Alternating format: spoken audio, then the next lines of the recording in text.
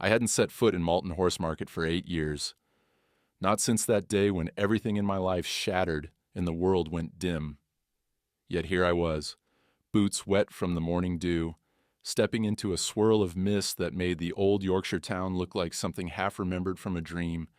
The sound of church bells echoed from somewhere distant, mixing with the lowing of cattle, the sharp voices of traders, and the shuffling of restless hooves. I don't know what pulled me there that day. Maybe it was the wind, howling lonely through the dales, or maybe it was something older, some part of me that refused to die.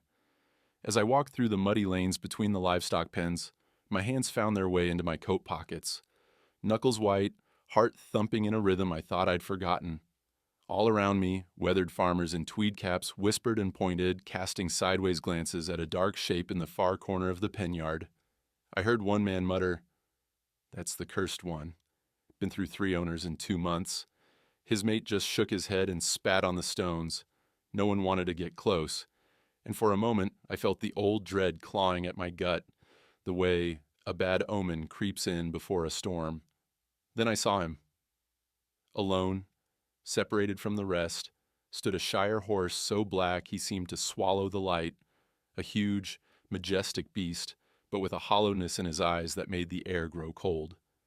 He held himself apart, not with arrogance, but with a wounded dignity, as if he knew that belonging was something other horses could afford, but not him. Steam curled from his nostrils, and every muscle beneath his midnight coat trembled with some secret pain.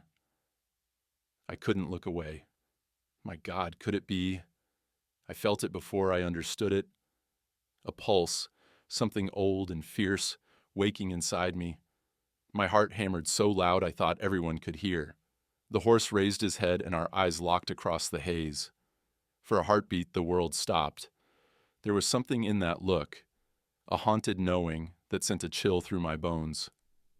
He knew me, I thought, though I couldn't explain how or why. But that was impossible. My thunder had died 8 years ago. I'd seen the blood in the straw, heard the vet's cold words, mourned the loss until the weight of it threatened to crush me. I took a step forward. The crowd parted uneasily, casting glances at me like I'd gone mad. My boots made squelching sounds in the muck as I crossed the paddock. He watched me, muscles tensed as if ready to bolt, but didn't move. Something desperate rose inside me. Thunder. Boy, can it be? I stretched out a trembling hand, every nerve burning. The world narrowed to that space between us, silent but for the thunder in my chest. The horse, instead of shying away, took a slow, deliberate step toward me. His eyes never left mine. Another step. The crowd gasped. He was close enough now that I could see the flecks of gray at the edge of his mane, the old scar just above his left eye. Dear God, it can't be. My fingertips brushed his muzzle, and the sensation jolted through me like electricity. He didn't flinch, didn't pull away, just stood there. Warm breath fogging the air between us. Blimey. First time I've seen him let anyone touch him. The auctioneer's voice broke the spell, and the crowd surged closer, their skepticism turning to awe. I looked at the man, his hat crooked, eyes wide. "How much for him?" I said, voice raw. He hesitated, sizing me up, then shrugged. "Make me an offer. He's been nothing but trouble, won't let anyone near him, nearly kicked a groom through the stable door last week. I named a price, less than he was worth, but all I could spare." The auctioneer barely hesitated before nodding. "Sold," he barked, as if eager to wash his hands of the whole affair. The papers changed hands, and just like that, Thunder, if that's who he was, belonged to me again. The crowd muttered, some shaking their heads, others watching with a mix of fear and fascination. I ignored them all. My world had shrunk to just the two of us. With trembling fingers, I fastened the lead to his halter. Thunder, my Thunder, walked quietly beside me, his steps measured but steady. As we left the chaos of the market, I found myself humming an old tune, one I'd sung to him years before, back when life was simpler and hope was a thing I could hold in my hands. I didn't even realize I was doing it until he stopped dead in his tracks. He turned to face me, eyes wide, ears pricked forward as if searching through the fog of years for something lost and precious. His body tensed, then relaxed, and he nuzzled my shoulder with a soft, astonished whicker. In that moment, it was as if the world spun backward, the pain and loss receding for just an instant. I felt tears prick my eyes, but I blinked them away. "Easy, boy," I whispered. "We're going home now, just you and me." But as I led him toward the old truck, a strange unease crept in, cold as the wind that scoured the dales. Why had no one wanted him? Why did he carry such darkness in his eyes? And why, after all these years, did fate bring us together here, under the ghostly bells of Malton? My hands shook as I climbed into the cab, Thunder's massive head poking through the window, eyes fixed on me. Was it hope or warning I saw there? As the truck rumbled out of the market, I glanced back one last time. The mist was lifting, and the sun broke through in ragged shards. In the rear view, the townsfolk still watched, some making the sign of the cross, others just staring in mute disbelief. I didn't care. For the first time in years, I felt a strange, reckless hope flickering inside me, fragile but real. I had Thunder back, at least I hoped I did. But in the deepest part of me, an old fear stirred. There are things buried in the past that don't like to be uncovered. Things that haunt the living, waiting for the right moment to return. As we drove away, I realized I was humming that tune again, louder now, as if daring the ghosts to follow. I couldn't sleep. Maybe it was the Yorkshire drizzle tapping at my bedroom window, or the way the wind seemed to circle the old stone farmhouse, like a wolf on the hunt. But more than anything, it was the presence in the barn, Thunder, or the horse who wore his shadow, drawing my thoughts back again and again. Every time I closed my eyes, I saw that black, haunted gaze and felt a tide of memories stirring beneath my ribs. The house creaked and groaned in the night, timbers sighing in the damp as I moved through familiar rooms. I'd lived alone for so long, the sounds of another living soul, another heartbeat, another breathing body, felt strange. But tonight, I wasn't truly alone. Thunder was here. That fact pressed in around me, both a comfort and a mystery that refused to let me rest. I rose before midnight, tossing back the old quilt, my boots thudding softly on the cold flagstones. I lit a single oil lamp, the kind my father once used, and made my way to the kitchen, where the scent of wet wool and old stone mingled with a hint of Earl Grey, still lingering from earlier in the evening. Through the window, I could see the faint outline of the barn, its slate roof glistening with mist, a solitary island of warmth against the darkness. Thunder hadn't touched his feed. I saw that as soon as I stepped into the barn, the flicker of lamplight dancing across the stalls. The other horses, if I'd had any, would have stamped and nickered at the prospect of a midnight snack. But Thunder just stood in the far corner, still and silent, as if carved from the gloom itself. "Hey, boy," I whispered, keeping my voice low and calm, not wanting to spook him. He turned his great head, eyes catching the lantern light, and for an instant I saw something deeper there, a flicker of recognition, almost human. It was as if he'd been waiting for me, holding his breath in the hush of the barn. I sat on the upturned feed bucket beside his stall, the cold biting through my coat. He watched me, unblinking, muscles coiled. I started talking, quiet at first, words tumbling out into the silence. Stories about Thunder, my old Thunder, the horse who'd been my shadow on every ride through the dales. How we'd raced up the heathered hills at dawn, or gone splashing through the swollen river when spring rains flooded the valley. How he'd known my voice, come at my call, trusted me when I had nothing left but hope. Thunder listened. I swear he did. He shifted closer, ears forward, that wild, wary look in his eyes softening by degrees. I leaned against the stall door, my heart pounding in time with the rain on the roof. "You know," I said quietly, "when Thunder died, a part of me died with him. I don't know how to explain it, but you remind me of him in ways that feel impossible. Same look, same fire, same scars. I trailed off, memories thick in my throat. For a long while, neither of us moved. The barn filled with the sound of breathing, his and mine, and the distant hiss of wind in the willows. Then, slow as dawn, he reached his muzzle out toward me, soft breath tickling my knuckles. I let him nuzzle my hand, my fingers shaking. For the first time since he'd arrived, Thunder dipped his head to the feed, chewing slowly, his dark eyes never leaving mine. I stayed with him for hours, letting the past wash over me in jagged flashes. I saw Thunder in me, years ago, riding down from the moor as the sun spilled gold across the grass. I remembered his scent, earth and wind and something wild, the rhythm of his stride, the way he'd whinny at my window each morning until I came out to greet him. And I remembered that day at Appleby Fair, the screaming crowds, the crash of hooves, the blinding flash of panic as Thunder reared at the edge of the parade ring. I remembered running, stumbling, calling his name as he crashed through the rail and vanished from sight. The vet had told me it was over. "He's gone, William. I'm sorry. There's nothing more we can do." I'd buried Thunder in my mind that day, burying hope with him. Or so I thought. Tonight, though, hope flickered again.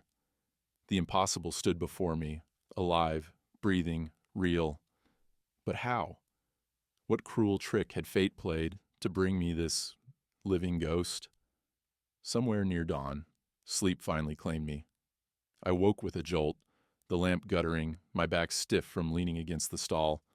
Thunder was standing in a strange position, right in the corner of the stall, facing the small window that overlooked my bedroom. My pulse quickened. That was his old spot, Thunder's favorite place.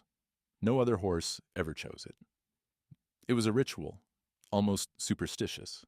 Every night, he'd stand there, watching until I put out my light, as if making sure I was safe before letting himself rest. I watched him, my breath catching. Thunder. Is that really you? I barely whispered the words, hardly daring to hope. For a moment he was utterly still, listening. Then, in a sound I thought I'd never hear again, he let out a soft, high whicker. A gentle, questioning call, the same one that used to greet me every morning. The room spun. I staggered upright, my heart in my throat. No other horse, not in all these years, had made that sound in that way. It was too specific, too achingly familiar. My knees nearly gave out. For a long minute, I just stood there, staring at him. The lamp flickered and died, leaving only the faint blue light of dawn creeping through the cracks in the old stone walls. I let the silence settle between us, feeling the weight of everything unspoken. "I'm not crazy, am I, boy?" I said at last, voice trembling. Thunder shifted his weight, blowing softly through his nose as if in answer. Outside, the world was waking. I could hear the distant lowing of sheep on the hillside, the cry of a curlew cutting through the mist. But in the barn, time stood still. Just me and Thunder, suspended between past and present, hope and fear. I reached out one more time, my fingers brushing his mane. "Thank you for coming back to me. Whatever miracle or madness brought you here." He pressed his great head into my chest, warm and heavy. I wrapped my arms around his neck and held on tight, afraid to let go. As the sun broke over the dales, painting the sky in ribbons of pink and gold, I made a promise to Thunder, to myself, to the ghost of everything I'd lost. I would find out the truth. I would uncover what happened 8 years ago, no matter the cost. And I would never, ever let him go again. But in that quiet, holy moment, with Thunder's breath warm on my skin, I allowed myself to believe. For the first time in years, I believed in miracles. Sunlight finally broke over Ashworth Farm, streaming through the narrow gaps in the ancient stone barn and spilling golden beams onto the dust and straw.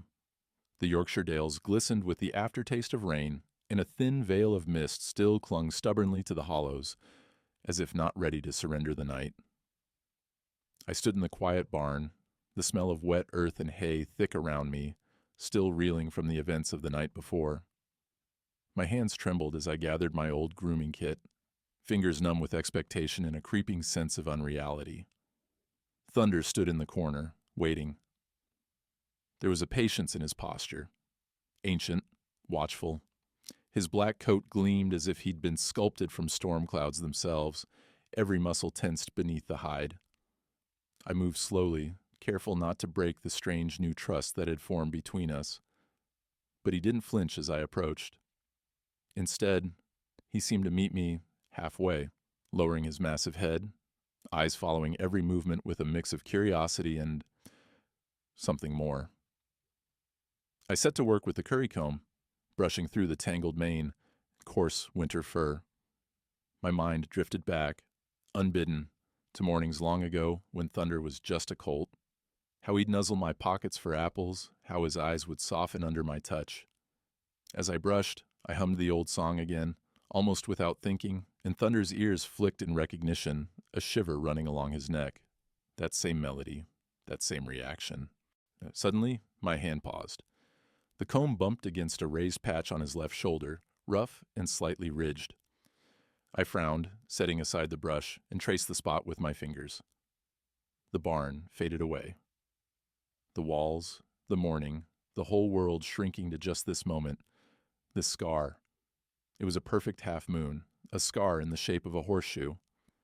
I sucked in a sharp breath, my heart thundering louder than any hooves. No, it can't be. My fingertips shook as I traced the curve, the familiar dip in the center, the rough edges where old tissue had healed over. 9 years ago, when Thunder was still a yearling, I'd crafted a set of special iron shoes myself, one for each of my favorite horses. On the left shoe for Thunder, I'd engraved my initials, Washington, with a punch and hammer by lantern light, grinning at my own foolish sentiment. No one else knew, except me and Thunder. When he'd been injured at Appleby, the vet had told me the scar would never fully fade. I used to stroke it, whispering, "You're a strong one, Thunder. You'll always carry me home." I felt dizzy. The world seemed to tilt, colors swimming before my eyes as memory crashed over me. Like falling into a cold river, helpless against the current. I remembered the fair, the way Thunder had reared up, the terrified bellow of the crowd, the crash of wood and bone. The flash of crimson across his shoulder, the glint of blood on iron, the way I'd thrown myself over his neck screaming, "No, no, don't go." And then the vet's voice, calm and distant. "I'm sorry, William. There's nothing more we can do." His eyes, wide and glazed, fixed on some far-off horizon, the world ending beneath my feet. But now, here, this morning, the scar was warm under my hand, and Thunder watched me, steady and alive, a silent witness to the impossibility of his own survival. I dropped to my knees, overwhelmed. Thunder lowered his head, his great breath stirring my hair, his nose nudging my shoulder. Tears welled up, blurring my vision. "Thunder boy, my old friend, is it really you?" My voice was little more than a rasp, torn between disbelief and desperate hope. He answered not with words, but with an old gesture that broke me completely.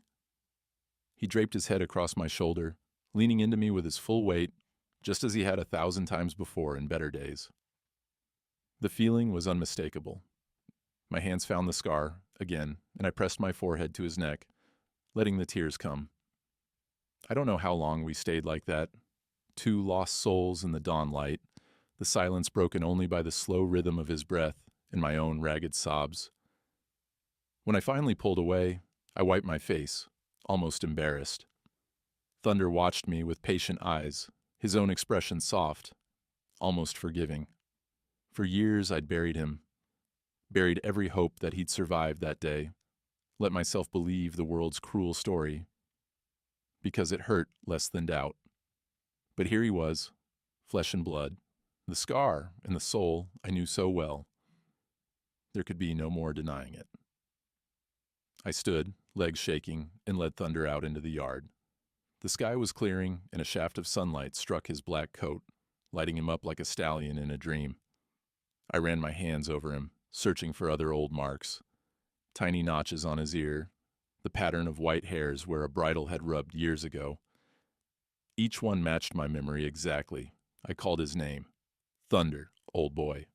And he swung his head, nickered softly, and pressed his muzzle against my chest. But as the truth settled in, so did the cold shadow of doubt. If Thunder was alive, if he'd survived that awful day at Appleby, then who had told me he was dead? Who had lied?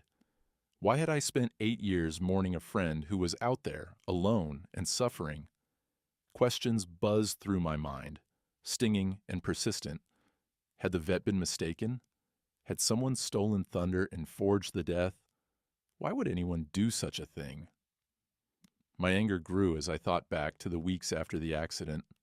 How quickly I'd been hurried away, told not to ask questions, sold the other horses, left with nothing but emptiness. Thunder shifted, sensing my tension. I forced myself to breathe. I would find out the truth, I promised silently. And this time, I wouldn't let grief or fear stand in my way. Whoever took him, whoever lied to me, they'd answer for it. But first, I needed to be sure. I led Thunder back to the barn and rummaged through a battered old trunk in the tack room, digging out the one relic I'd kept, the brass nameplate from his original halter. It was tarnished but still legible. Thunder, Washington. 2012, I clipped it onto his halter and stepped back. He tossed his head, mane flying, and I smiled for the first time in what felt like a lifetime. Outside, the dales were waking, sheep calling across the hills, the river shining in the first rays of sun. But inside me, something new had taken root, a fragile, stubborn hope. Thunder was back. Our story wasn't over. As I watched him graze, his muscles rippling beneath his skin, I made another vow. I would not rest until I found out what happened at Appleby Fair. I would learn why Thunder had been stolen away, who was responsible, and what other secrets lay buried in the years between. No matter the cost. Thunder glanced up, meeting my eyes, as if he understood. His ears flicked forward, and he let out that soft, familiar whicker, an echo from another life, a promise that whatever darkness was coming, we'd face it together. The mark on his shoulder, my mark, burned beneath the morning sun, a sign that fate had not finished with us yet. 8 years. 8 years I'd mourned a horse that was never truly gone. That morning, as the sun inched higher above the rolling hills of Ashworth Farm, the world felt both familiar and impossibly changed. I sat at the old stone table in my kitchen, the kettle whistling its lonely song. My hands shook as I poured steaming Earl Grey into a mug, the scent swirling up, mingling with the smell of wood smoke from the hearth. Thunder was outside, grazing beneath the branches of the same oak tree he'd loved as a colt, and my mind spun with more questions than answers. I cradled the mug between my palms, staring into the flames. It felt surreal, like a trick played by fate, or a cruel dream from which I'd wake any moment. My grief, the guilt that had carved deep lines into my face, now seemed senseless, replaced by a growing, white-hot anger. Who could have done this? Who could have ripped Thunder away from me, let me believe he was dead, and condemned him to years of loneliness? The more I turned the question over, the sharper the answer cut.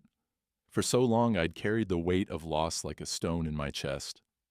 After Appleby Fair, after the accident, I'd let my world shrink to the boundaries of this old farmhouse. I sold the other horses. Couldn't stand to see the empty stall where Thunder used to sleep. I avoided old friends. Drifted through the days. In a fog of regret, at night, I'd lie awake listening for hoofbeats, hoping the wind might bring him home. There were times I thought I heard him, a distant whinny on the moors, but I'd tell myself it was just the wind, just the ache of a broken heart. Now, with Thunder home again, all that sorrow transformed into something else. My hands curled into fists.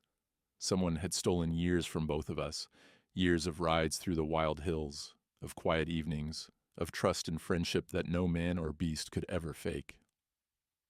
And whoever did it, I would find them. I stood, the chair scraping across flagstone, and strode to the back room where I kept the old tack.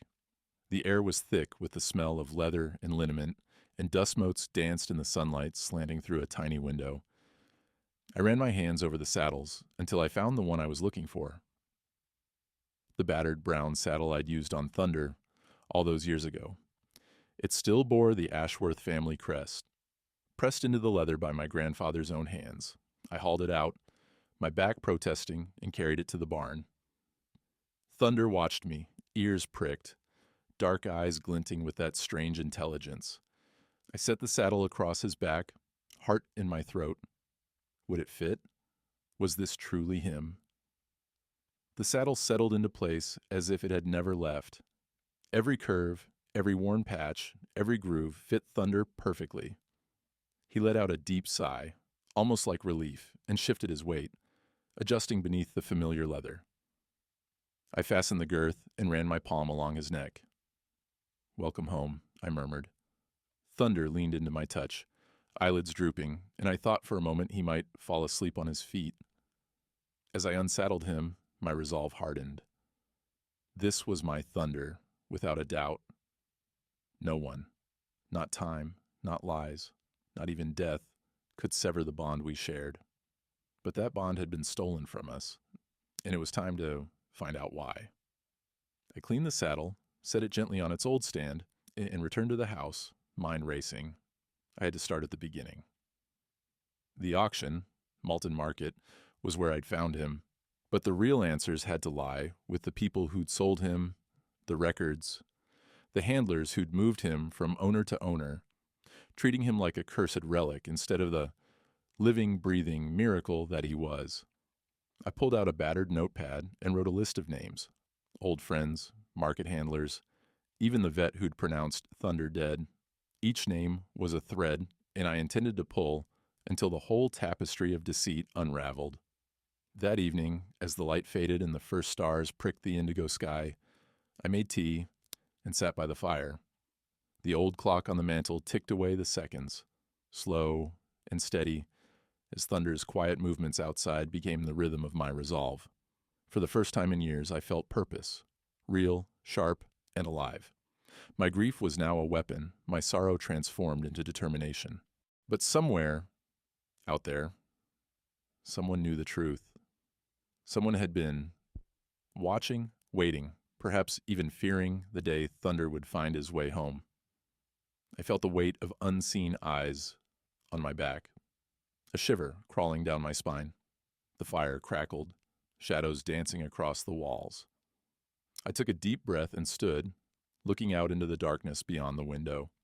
Tomorrow, I would return to the auction house, ask questions, and demand answers. I didn't care if it ruffled feathers or opened old wounds. This was no longer just about Thunder, or even about me. It was about justice, about righting a wrong that had left scars on both of our souls. As I prepared for bed, I paused at the door, listening to the night. Thunder let out a soft, contented snort. I smiled, comforted by the sound. We were home, yes, but the journey to the truth was only just beginning, and whoever had set these wheels in motion, whoever had torn our world apart, was about to find out that an old man with nothing left to lose could be more dangerous than they ever imagined. The morning after my sleepless night, the Yorkshire dales glowed beneath a sky the color of pewter. I saddled up the old pickup, careful to leave Thunder with a hearty feed and the stable doors latched, and set out for Harrogate. The road wound through sheep-dotted hills and villages still heavy with mist, but my mind raced far faster than the rattling engine. I'd written out a list of questions and a plan for calm, polite inquiry, but if I'm honest, anger simmered just beneath my skin, threatening to break through the mask of courtesy I wore like an ill-fitting suit. The Harrogate auction house stood proud on a gentle rise, its brick facade streaked by years of northern rain, but its windows gleaming with the pride of old money. The smell of hay and horses still lingered faintly in the corridors, despite the polished floors and the ancient hunting prints lining the walls. As I stepped inside, I was greeted by the faint clink of porcelain and the low murmur of a morning's business already underway. I was ushered into the manager's office, a warm, book-lined chamber that looked as if it hadn't changed in 50 years. Behind a broad desk sat Mr. Pemberton, the manager, a man whose every gesture was as smooth and precise as the Windsor knot in his tie. He rose and extended a hand, his smile practiced, eyes sharp with calculation. "Mr. Ashworth, welcome. May I offer you some tea? Scone, perhaps. We're proud of our kitchen here." His accent was proper Yorkshire, with a hint of old school, the kind that expected deference and rarely gave anything away for free. I took the tea, declining the scone, and sat across from him, the mug warming my hands as I forced my features into an expression of polite gratitude. "I appreciate you making time for me, Mr. Pemberton. I'm here about a horse, one that passed through your auction not long ago. Big Black Shire, answers to the name Thunder. You might remember him. Difficult reputation, I'm told." Pemberton smiled thinly, his eyes flicking away. Yes, the cursed one. He was quite the topic of conversation, if you'll forgive me saying. 3 owners in 2 months, none of them keen to keep him. I hope you're not regretting your purchase, Mr. Ashworth." "On the contrary," I said, steady as I could. "He's settling in well. But his history seems unusual. Can you tell me who consigned him or anything about his background? I'd like to understand what I'm dealing with." I watched his hands carefully. They stilled, just for a second before he reached for a leather-bound logbook. "Well, I'm afraid privacy is the rule in these matters," Pemberton replied, voice smooth. "Some clients value discretion. This particular animal came through several hands. A gentleman from London, paid in cash, wanted anonymity, as I recall. He left no forwarding address. Rather unusual, but not unheard of in these circles. The horse was passed from one temporary owner to another. Short stays, poor fits. There isn't much else on file, I'm afraid." Something didn't add up. Pemberton's smile was too careful. His answers rehearsed. My eyes wandered over his desk, searching for clues, until I noticed a framed photograph among the stacks of ledgers. A snapshot from the Royal Ascot, all top hats and tails, with Pemberton himself beaming beside a tall, severe-looking man in a tailored suit. The stranger's eyes had the cold, sharp look of a hawk, and there was a pinched tension in his posture, even as he smiled for the camera. Pemberton noticed my gaze and moved quickly, flipping the photo face down. "Old memories," he said, with a laugh that didn't reach his eyes. "The racing world is full of characters, you know." His hands shook, ever so slightly, as he straightened a stack of papers. I pressed a little harder, my voice low. "Was that the gentleman from London? The one who consigned Thunder?" For a split second, his mask slipped. He looked almost afraid. I couldn't possibly say," he replied, voice suddenly brittle. "Now, if you'll excuse me. I have other appointments this morning. If I find anything further in the records, I'll be sure to let you know." I stood, the sense of unease growing inside me. "Thank you for your time," I said, though my tone was colder now, clipped. As I left the office, I lingered in the hallway, just out of sight. Through the thin wooden door, I heard the soft click of a phone being lifted, the whispered urgency of Pemberton's voice. "He's asking questions." "Yes, sir," the old man with the horse. "No, I didn't say anything." "He's gone now. But, yes, I'll watch him." "Of course." A chill crawled up my spine. I turned and strode out of the building, the world outside suddenly sharper, each sound amplified by adrenaline and suspicion. Someone was watching me, someone who cared very much that Thunder and I not start digging into the past. As I climbed into my pickup and pulled away, I caught sight of the man from the photograph standing by the far end of the lot, half shrouded in the morning fog, his eyes fixed on me with a gaze that felt colder than the Yorkshire wind. I didn't know who he was. Not yet, but I knew one thing for certain. The deeper I dug, the more dangerous this would become. But for Thunder, For every year stolen from us, I would not turn back. Not now. Not ever. The farther I dug into Thunder's past, the more it felt like walking into a gathering storm. Each answer I found only raised more questions. After my tense encounter at the Harrogate auction house, my mind raced with suspicions. The man from the photograph, his cold eyes and Pemberton's fear, haunted my thoughts. Whoever had orchestrated this was powerful, and they were watching me. A name from an old sales record pointed me toward an abandoned farm, deep in the Peak District. The address was scrawled on the back of a faded receipt, half rubbed away, as if someone wanted it forgotten. The drive out was long and winding, the hills gradually rising into bleak, wind-swept moors.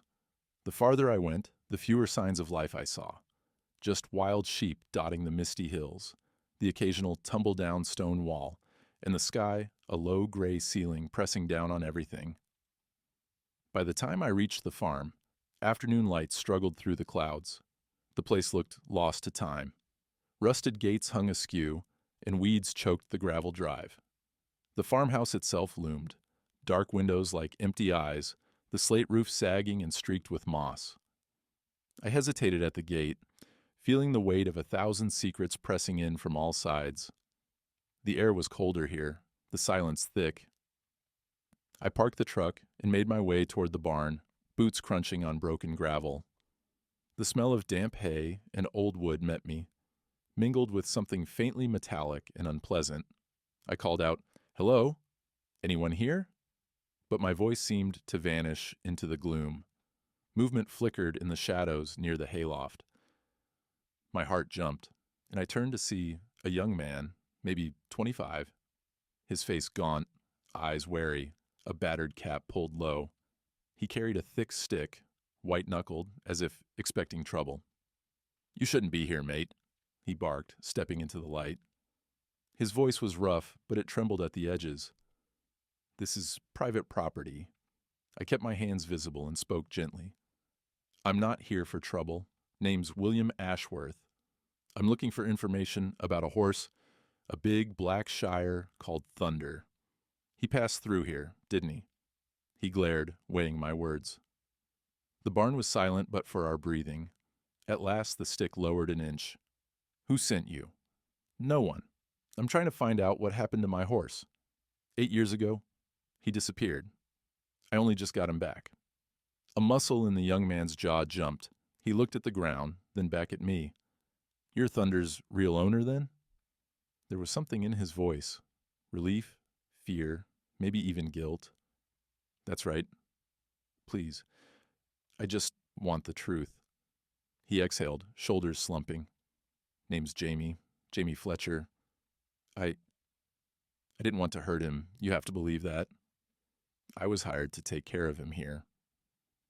They said I'd get paid good money, but the orders were strict. Don't let the horse outside. Feed him as little as possible. Don't talk to anyone if they come asking questions.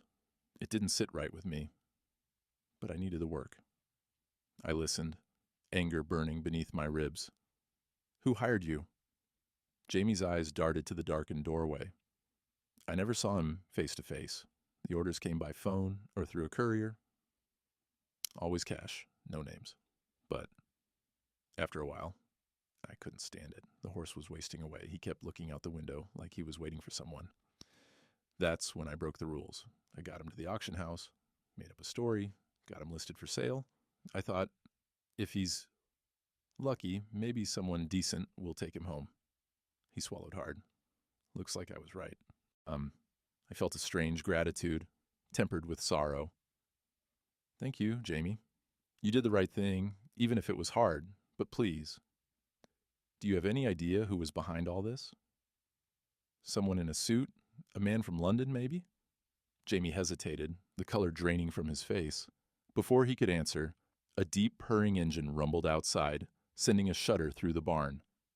Jamie's eyes widened in panic. "Oh, God! He's here!" The sound of a Bentley, an old one, the kind you only see in movies, echoed up the drive. Tires crunched gravel, and for a moment all was still except for the slow approach of something inevitable. Jamie dropped the stick, backing away toward the hayloft. "Don't say my name," he whispered, voice shaking. "If he asks, you never saw me. Understand?" My heart pounded as I moved to the barn doors. Through the dirty windows, I saw a sleek black Bentley pull up beside my truck. The doors opened, and out stepped a man, dressed to the nines in a charcoal suit, silver-tipped cane in hand. Even from this distance, the air around him seemed colder, as if the shadows bent to his will. He paused, surveying the farm with the bored authority of someone used to power. His eyes, icy blue, unreadable, swept the yard before landing, inevitably, on the barn. He started walking, slow and measured, as if time itself obeyed his stride. Jamie shrank deeper into the shadows, his breath ragged. "That's him," he whispered. "That's the one who paid me. Whatever you do, Mr. Ashworth, don't trust him. He's dangerous." The cane tapped out a slow, deliberate rhythm on the flagstones as the stranger neared. I squared my shoulders and stepped out of the barn, meeting him head on. Every instinct screamed at me to run, but I forced myself to stand my ground. For Thunder, for the years stolen from us, I had to know the truth. The stranger stopped a few paces away, his lips curling into a thin, knowing smile. "Well, well," he said, voice smooth as glass. "It seems the past is never quite done with us, is it, William?" My blood ran cold as his words rang through the empty yard, and in that moment, I understood. The real danger had only just arrived. The world outside the barn seemed to shrink as the man in the Bentley approached, each tap of his cane on the old stone flagstones echoing through the chill afternoon air. I felt the weight of years in that stride, authority, arrogance, and a coldness that made the hairs rise on my arms. Jamie shrank further into the shadows, barely daring to breathe. The Bentley's engine ticked quietly behind us, its metallic heart cooling, but the real chill was the presence of the man now standing before me. He stopped, letting the silence stretch. His tailored suit fit him perfectly, every silver hair in place, the kind of man who looked down at the world from a great height and found it wanting. The cane, polished and capped with silver, tapped once, then stilled. His blue eyes fixed on me, piercing as winter ice. "Hello, William," he said at last. The words slid through the air, upper class and cold. A voice I had not heard in 2 decades but would never forget. For a heartbeat, I was back in another lifetime. Young, full of hope, laughing over pints with my best friend at the village pub. But that friendship had ended badly, ruined by land, by ambition, and by the bitterness of old wounds that never quite healed. And now, here he was, every inch the adversary, the shadow behind the years of loss. "Reginald Blackwood," I said quietly, my throat tight. "Didn't think I'd ever see you back on my land." His lips twisted in a thin, humorless smile. "Your land? Time has a way of changing things, old friend. I see you found your precious Thunder. Though I must say, you're looking rather aged." I clenched my jaw, forcing myself to stand tall. "What are you doing here, Blackwood?" He ignored the question, turning his gaze to the barn. "Such a shame about this place. I remember when it was full of life, before you lost your taste for company." His eyes flicked back to mine, and I saw a flash of something darker beneath the surface. "You know, I always admired your stubbornness. Shame it was wasted on sentiment." Jamie shifted behind me, a nervous rustle. Blackwood's eyes flicked to the movement, and his smile faded. "Ah, so you're still employing strays, are you, William? I'd watch yourself. Loyalty is such a fickle thing. Don't you agree?" My hands curled into fists. "Jamie works for me, not for you. If you've come to claim Thunder, you'll have to explain why he spent 8 years locked away, half-starved and forgotten." Blackwood's eyes glittered with cold amusement. "Claim? Don't be absurd. The horse was never yours to begin with. He was property, nothing more. Things change hands all the time, especially when their owners can't keep track." A surge of anger nearly broke my calm. "You stole him, or paid someone to do it." He shrugged, the motion casual but with a coiled threat behind it. "Prove it, if you can." The world is full of misunderstandings and accidents. Horses die, people grieve, and life goes on.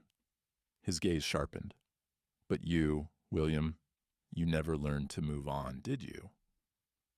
Every word was a calculated provocation. I realized in that moment that Reginald Blackwood had come here not just to intimidate me, but to measure my resolve, to see if 8 years of heartbreak had left me broken or burning for justice. The wind picked up, whistling through the cracked barn doors, sending flecks of dust dancing in the light. I took a steadying breath. Thunder isn't just a horse, and you know it. You did something to him, to both of us. Why? Why go to all this trouble? He didn't answer at first, just regarded me with a look of weary disappointment. Then he took a step closer, lowering his voice to a conspiratorial murmur. You always wanted the world to be fair, William. But fairness is a child's dream. Men like us, we take what we can. We survive. He looked over my shoulder, eyes falling on Thunder, who had come to the open barn door, watching the scene unfold with an uncanny intelligence. Some things just need to be taught their place.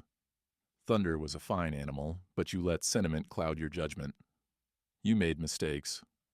Others pay for those mistakes. Behind me, Jamie trembled. He looked like he wanted to run, but he stood his ground. Why would you do this? He burst out, voice cracking. What did Thunder ever do to you? Blackwood glanced at Jamie, lips curling in disdain. He was a tool, a weapon, perhaps, and in the right hands, a message. Some lessons take years to deliver, boy. My patience snapped. What lesson, Blackwood, that you can ruin a man's life and call it business? He smiled, stepping back, cane tapping again. Business, revenge. Sometimes the two are one and the same. You took something from me, years ago. Consider this, a balancing of the scales. The air crackled with tension. I felt Thunder's breath behind me, warm and steady, the only thing grounding me in that moment. The memory of past betrayals churned in my gut, the arguments over land boundaries, the woman we both loved and lost. The friendship turned rivalry. I saw it now, how deep the grudge had gone, how cold Blackwood's vengeance could be. You've had your say, I told him, my voice steel. Thunder's coming home with me, and I will find out everything you did, every lie, every bribe, every person you bought off. He laughed then, the sound low and humorless. My dear old friend, you have no idea what I'm capable of, but I look forward to seeing you try. He straightened his jacket, flicked an invisible speck from his sleeve, and with one last glance at Thunder, a glance not of affection, but of ownership, he turned and strode back to the Bentley. The cane clicked on the stones, a metronome of menace. As the car pulled away, Jamie let out a long, shuddering breath. He's a devil, he whispered. No one crosses him, Mr. Ashworth. People say he ruined whole families, drove some off their land, others into the ground. You have to be careful. I watched the Bentley disappear into the haze. My old life, my old pain, had a name and a face again. But something else had woken inside me, a resolve I thought I'd lost. I put a hand on Thunder's neck, feeling his strength steady beneath my palm. We're not running, I said, mostly to myself. Not this time. Jamie nodded, still pale. What are you going to do? Find proof, expose him, and get justice for Thunder, for all of us. The sun slipped behind the moor, casting long shadows across the farm. The fight wasn't over, not by a long shot. But for the first time in years, I felt ready to meet the darkness head on. And in the quiet that followed, Thunder pressed his muzzle into my shoulder, an old gesture, a silent vow that whatever came next, we would face it together. The silence that followed Blackwood's departure lingered in the chill air long after the Bentley vanished down the lane. I stood in the empty yard, my hand still resting on Thunder's powerful neck, feeling the old wounds and fresh resolve swirl inside me like a storm.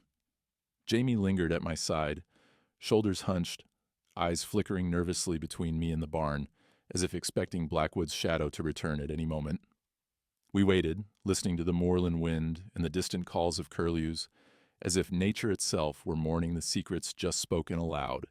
Thunder, as if sensing the tension, pressed his warm muzzle against my chest, anchoring me in the present. I drew a deep breath, steeling myself for the next step. I had come here for answers. I couldn't leave until I had the whole truth. Inside the barn, dust motes drifted in beams of waning light, and Jamie moved about anxiously, wringing his hands. "You should be careful, Mr. Ashworth," he said, voice trembling. "Blackwood, he's got eyes everywhere. He owns people who don't say no." I nodded, but my mind was turning over every word, every glance Blackwood had thrown at me. He'd admitted nothing outright, but behind the old rival's sneer, I'd glimpsed a raw satisfaction, a man who believed he'd already won. The past, our broken friendship, the land, the woman we both lost, it was all tied up in the bitter knot of what happened to Thunder. "Jamie," I said gently, "you saw more than you've said, didn't you? Tell me everything. All of it. I need to know how deep this goes." He hesitated, eyes darting to the door, as if afraid Blackwood might appear from the darkness. "All right," he whispered finally, "but you can't tell anyone I talked. If he finds out—" He broke off, voice cracking. "I promise," I said. "I just need the truth." Jamie looked at Thunder, then back at me.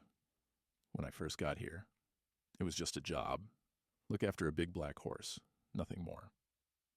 The place was empty, just the horse, some old tack, and a mattress in the corner.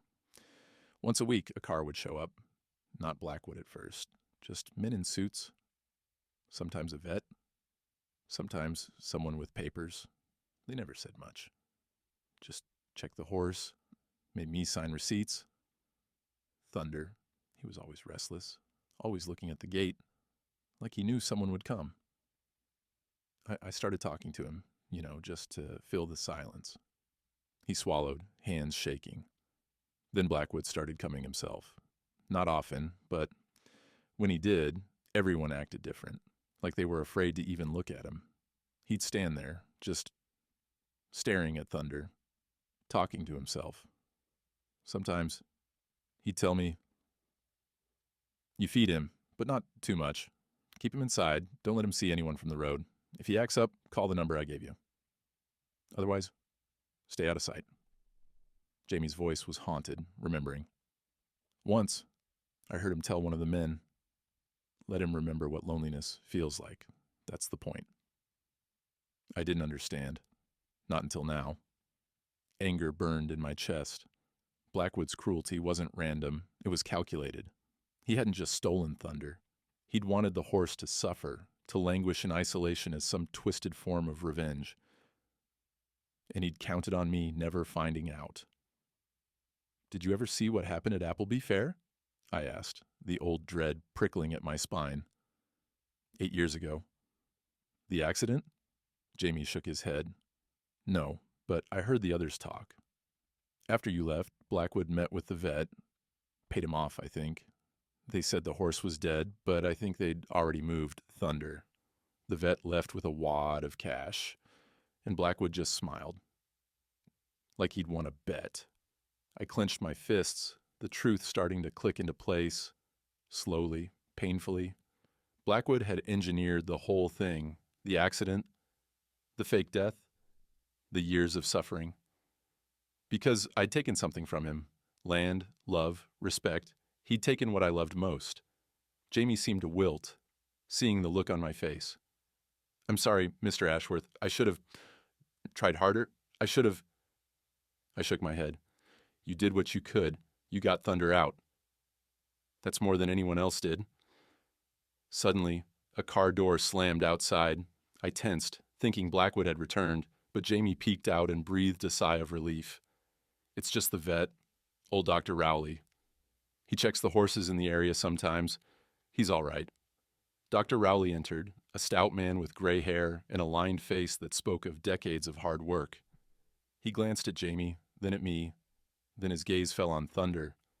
For a moment he froze, recognition flickering in his eyes. Well, I'll be thunder that can't be. I squared my shoulders, meeting his gaze. He's alive, doctor. You pronounced him dead 8 years ago. The vet's face drained of color. I did what I was told, Mr. Ashworth. Blackwood. He paid me to say Thunder was gone. He said if I didn't, he'd ruin me. My daughter was sick, needed an operation. He knew. He threatened to take everything. I'm sorry. The confession hit me like a blow. Every suspicion, every nightmare was now fact. Blackwood had bought the vet's silence, staged Thunder's death, and hidden the horse away out of spite. My life, Thunder's life, had been shattered by one man's malice. I felt sick, but I pressed on. Why, Rowley? Why would you go along with it? He wiped his brow with a trembling hand. He said you'd move on, that you'd get another horse, that it was just business between men, nothing more. I swear, I never thought he'd let the horse suffer. When I realized, I tried to get word to you, but he intercepted everything. I'm sorry, William. I truly am. I nodded, swallowing the bitterness. It's not your fault. Blackwood did this, not you. But now, I need you to help me put things right. Dr. Rowley straightened. Anything, whatever you need. Jamie, emboldened by the confession, stepped forward. I've got proof. I kept some of the payments, records, receipts, even a voice memo of Blackwood giving orders. I was scared, but I kept them, just in case. Hope flickered in my chest for the first time that day. Jamie, that's exactly what we need. If we can show the authorities what Blackwood did, if we have enough evidence, they can't ignore it. For the first time, Jamie managed a smile, small and tremulous. I'll get everything together. I promise. The barn seemed to grow lighter, the weight of secrets finally lifting. Dr. Rowley nodded, relief in his posture. I'll make a statement. I should have done it years ago, but I was afraid. We were all afraid, I said quietly, but not anymore. Thunder, sensing the change, let out a low, triumphant whicker. I reached out and stroked his mane, feeling his strength, the years of pain and patience flowing from him like water over stone. Outside, the sky was clearing. A single ray of sunlight broke through the clouds, illuminating the old yard as if to say, truth will out, even after years of darkness. I stood straighter, feeling my resolve harden to steel. Blackwood's reign of fear was ending. And with the proof Jamie held and Dr. Rowley's confession, I would make sure justice found him, no matter how deep he tried to bury his secrets. As the sun dipped low, painting the fields in gold, I looked at Jamie and Dr. Rowley. Unlikely allies, all of us shaped by Blackwood's cruelty, all of us ready at last to fight back. Tomorrow, I said, we go to the police. Jamie nodded, face pale but determined. Dr. Rowley looked almost relieved. Thunder pressed his head against my shoulder, the weight of his trust anchoring me to the moment. We had the truth. Now we just needed the world to hear it. And as night fell over the dales, I realized, for the first time in 8 years, I was no longer alone. By dawn, a nervous electricity hummed through the air at Ashworth Farm. The revelation of Blackwood's cruelty and Dr. Rowley's trembling confession the night before had set something in motion that could not be stopped.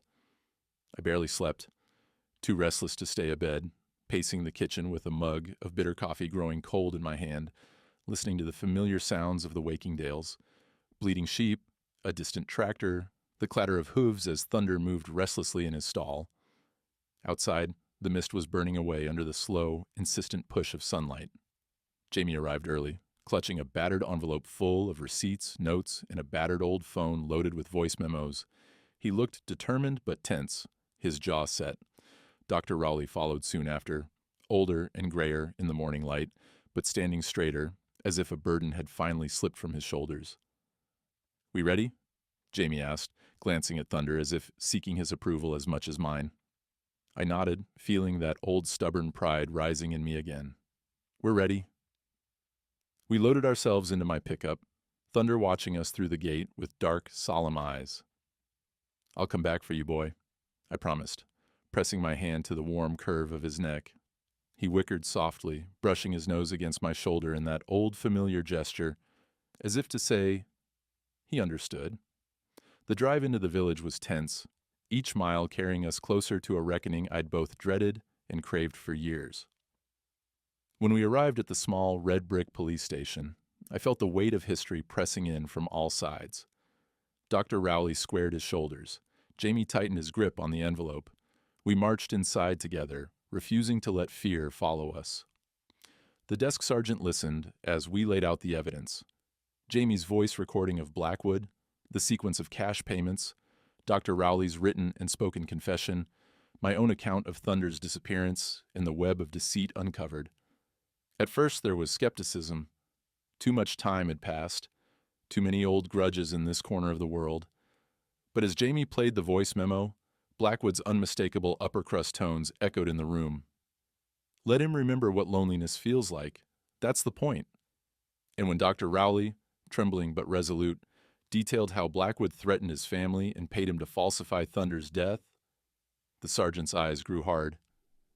"We'll need to take official statements," he said at last, his tone businesslike.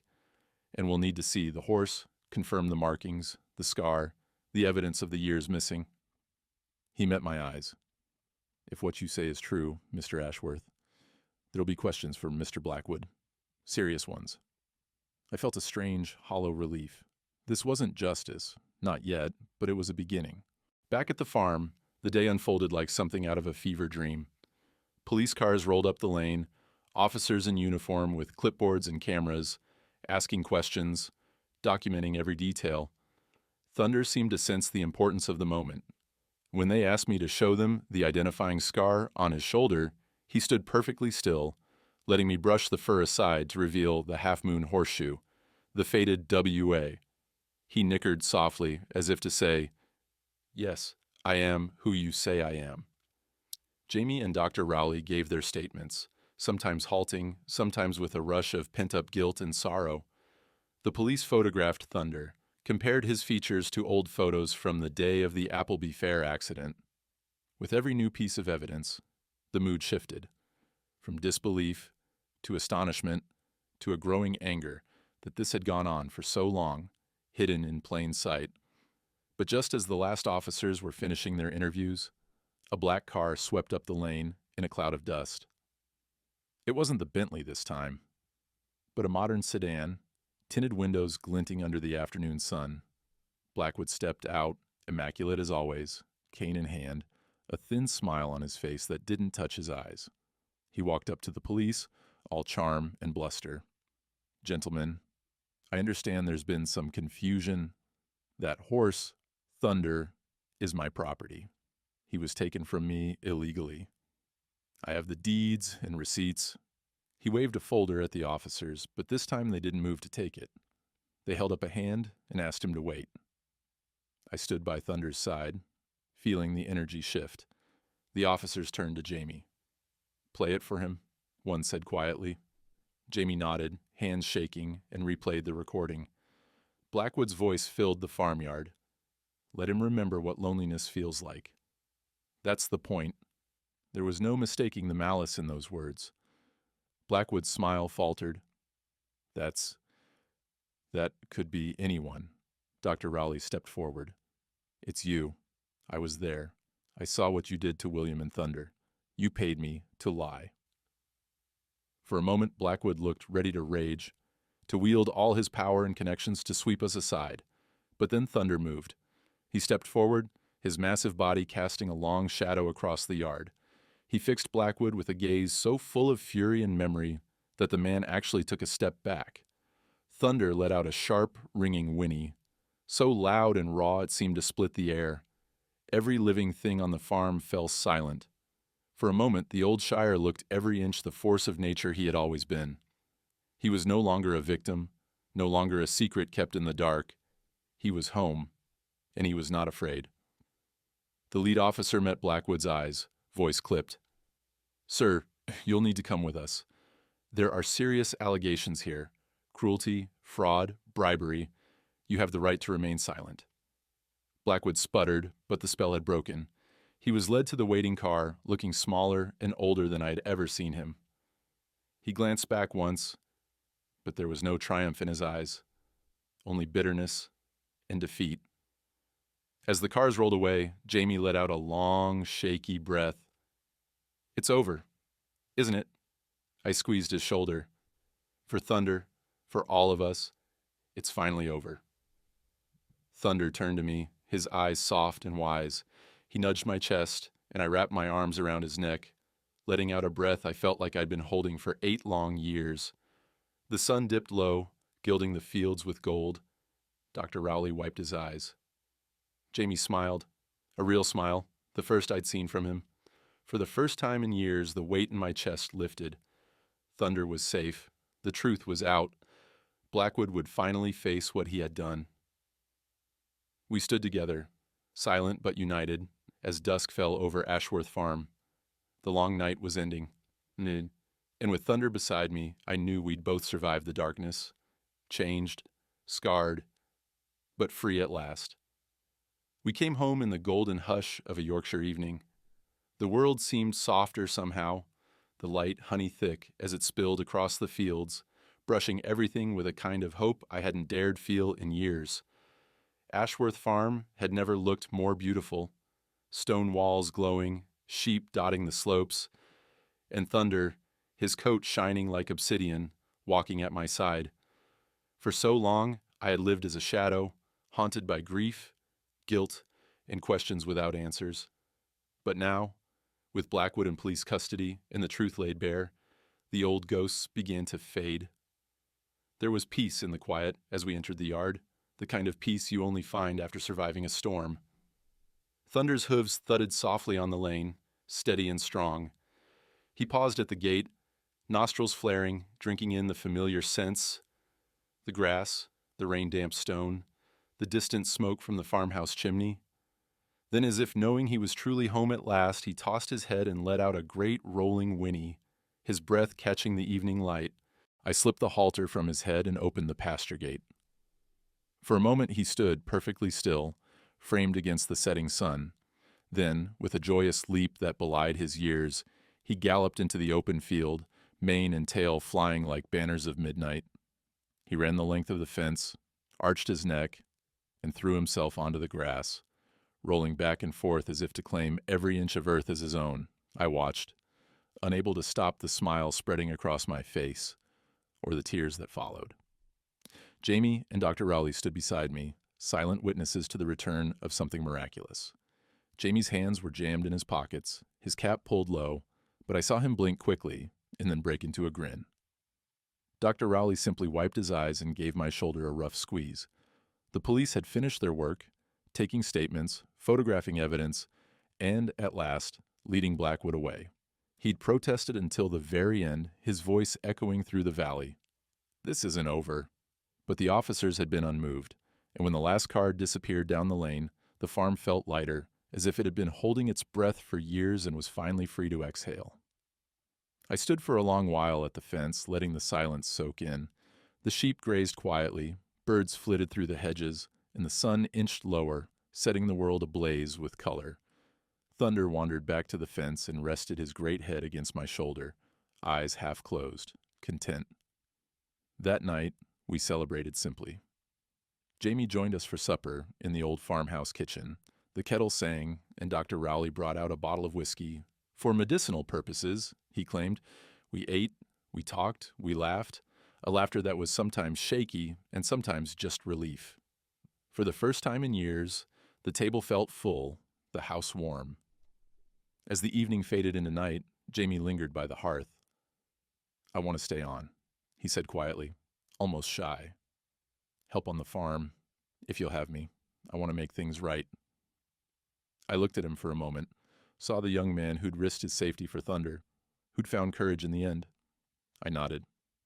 "Everyone deserves a second chance, lad, and there's no better place to find it than here." After they left, I sat on the porch, the cool air filled with the scent of grass and distant rain. Thunder grazed nearby, his shape just visible in the moonlight. I took out the old, unopened letter that had arrived that morning from the Royal Ascot Committee. My hands trembled as I read the neat, formal script. We cordially invite Thunder, registered as Thunder Ashworth, to participate in this year's Grand Shire Parade. His story has inspired us all. I let the words sink in, heart swelling with pride and something like wonder. I looked at Thunder, then up at the vast Yorkshire sky. "What do you say, old friend?" I murmured, voice soft in the dusk. "Ready for one more race?" Thunder lifted his head, ears pricked, and let out a joyous whinny, loud and clear, a promise that our adventures weren't finished yet. As the stars brightened overhead, I felt the old wounds healing, the shadows lifting.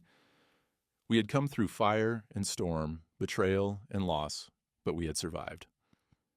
Thunder was home. So was I.